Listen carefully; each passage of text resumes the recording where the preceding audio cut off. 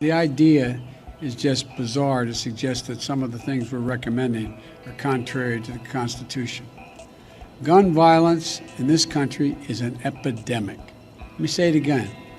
Gun violence in this country is an epidemic, and it's an international embarrassment.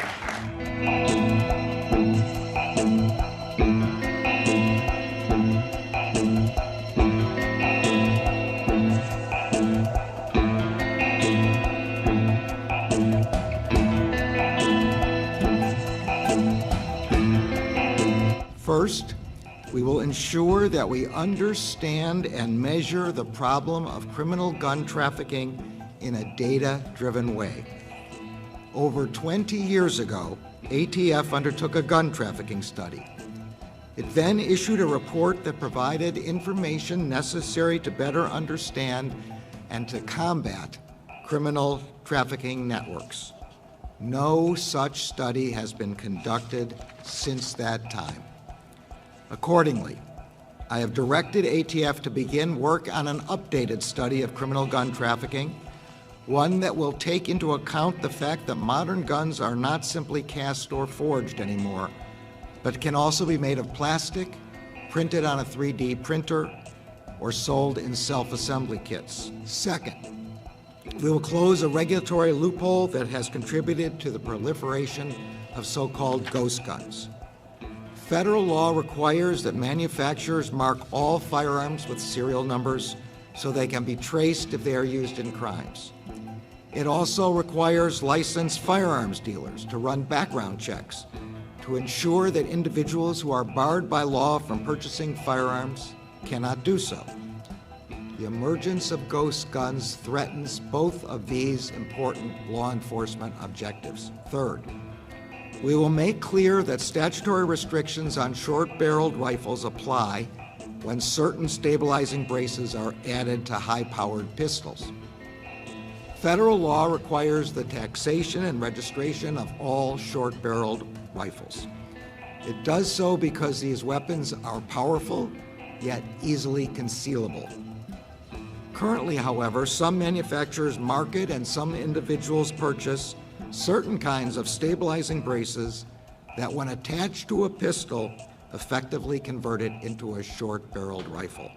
A weapon that is, in the words of the statute, quote, intended to be fired from the shoulder.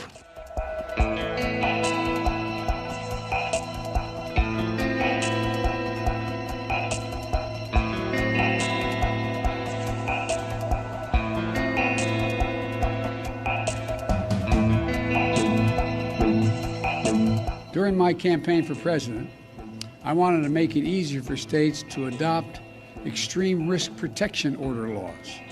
They're also called red flag laws, which everybody in this lawn knows, but many people listening do not know.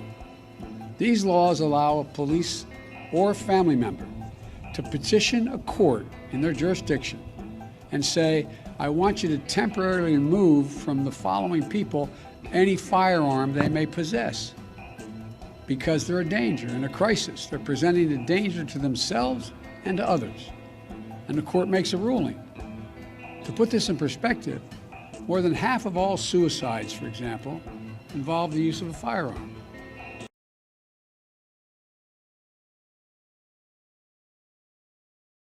They're going to say if you give them bump stock, it's going to be a slippery slope. I certainly hope so.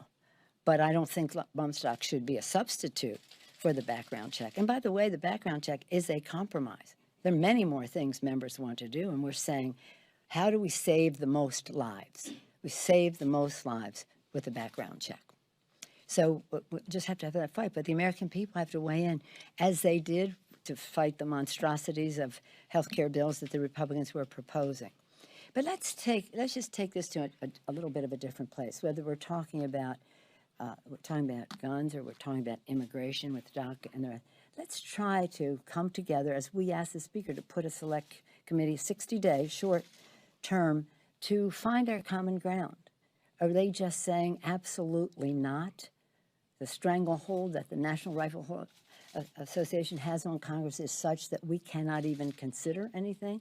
I certainly hope not.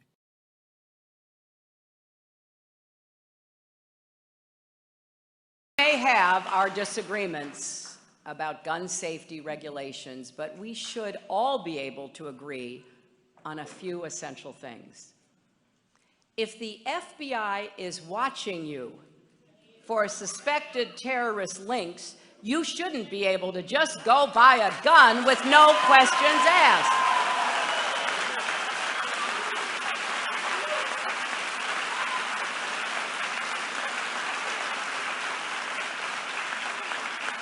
And you shouldn't be able to exploit loopholes and evade criminal background checks by buying online or at a gun show.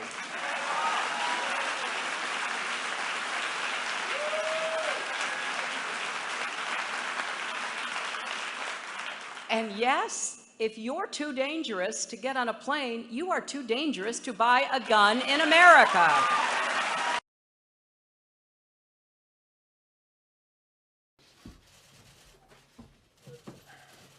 Good afternoon, everybody. This morning, there is something particularly heartbreaking about a death happening in a place in which we seek solace and we seek peace, in a place of worship. Mother Emanuel is, in fact, more than a church. This is a place of worship that was founded by African Americans seeking liberty. This is a church that was burned to the ground because its worshipers worked to end slavery. When there were laws banning all black church gatherings, they conducted services in secret. When there was a nonviolent movement to bring our country closer in line with our highest ideals, some of our brightest leaders spoke and led marches from this church's steps.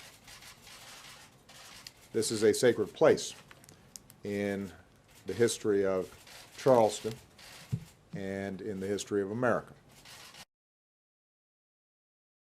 I've had to make statements like this too many times. Communities like this have had to endure tragedies like this too many times.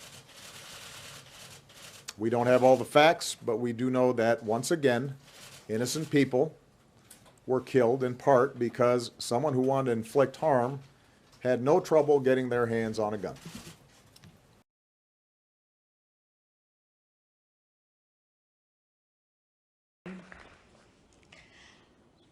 Over the course of my career, I have seen gun violence up close.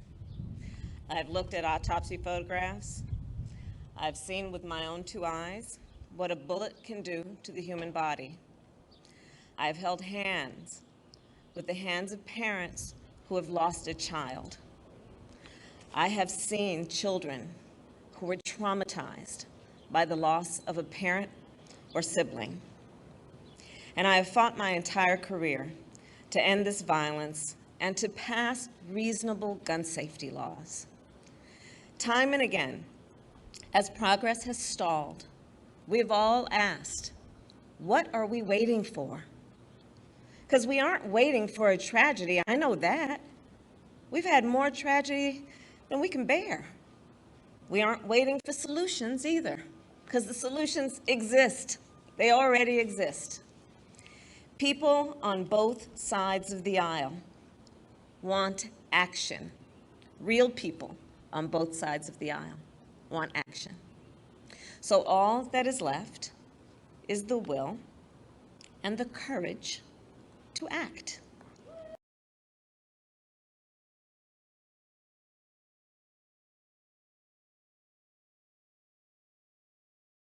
Clip for a gun. Why does anybody need one of those things that carries 100 bullets? A guy in Colorado had one of those. Half of all the mass killings in the United States have occurred since the assault weapons ban expired in 2005. Half of all in the history of the country. So I hope that former Congresswoman Gabby Giffords and other people who have stepped up after the Newtown tragedy will have some impact on this. Do there need to be some home guards in some schools where there's a high crime rate and the kids themselves may take weapons to school? Absolutely. but it is not an excuse not to deal with this issue.